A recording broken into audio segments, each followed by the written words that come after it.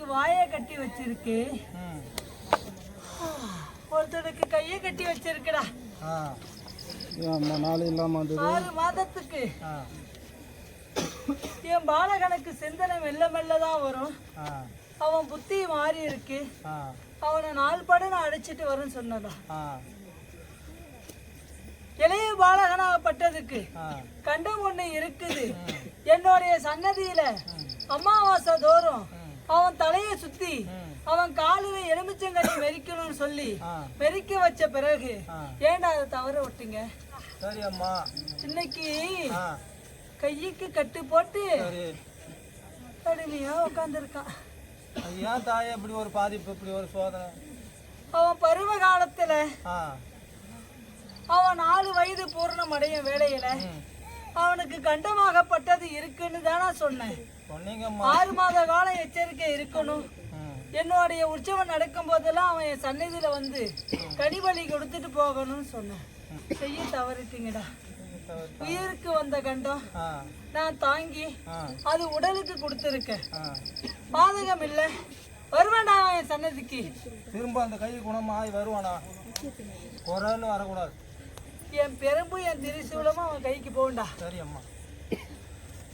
அதே கையால சரி அம்மா என் சன்னதியில வெங்கலத்தான திரிசூல என் சன்னதியில அவன் வைரத்துல நிக்கணும்டா. அவன் கையால 1.25 அடி உள்ள பெரம்பு என் கைக்கு வெள்ளி காப்பு போட்டு வந்து அமரணும்டா. குணமாகி வருவான். என் காணிக்க நான் வாங்க வேண்டாம். அவன் கையால உற்சவத்துல எனக்கு எந்த குறைபாடும் இல்லடா. மற்றபடி இருக்கிற மக்களை பாதுகாப்பாக பார்த்துங்க. நோய் நொடி கொடுக்கக்கூடாது. அப்பா குடும்பத்துக்குள்ள விசில் போயினே எப்படி ஆகுது? சங்கட்டத்தை நான் குறைச்சிதானா வைக்கிறேன்.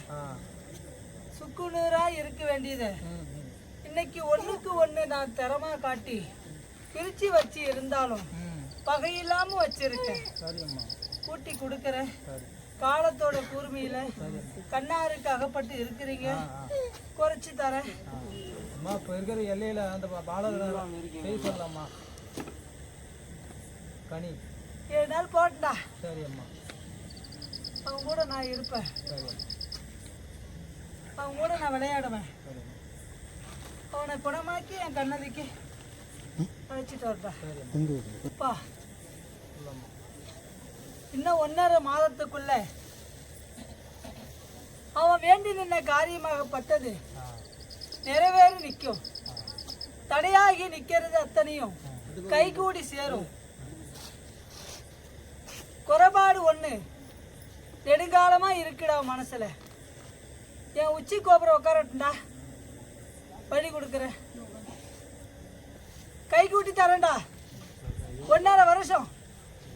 அந்த 1.5 வருஷத்துக்குள்ள இந்த எல்லையில உன்னுடைய இல்லை இருக்குண்டா. செவந்த கட்டடத்துல நினைச்ச இடத்துல இருக்கும்.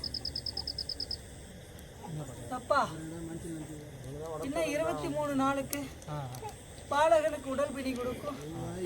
வைத்திய செலவு உண்டாகும். பாதகம் இல்லாம நான் காத்துக்கிறேன். என் பஞ்சியை நான் காத்துக்கிறேன்டா.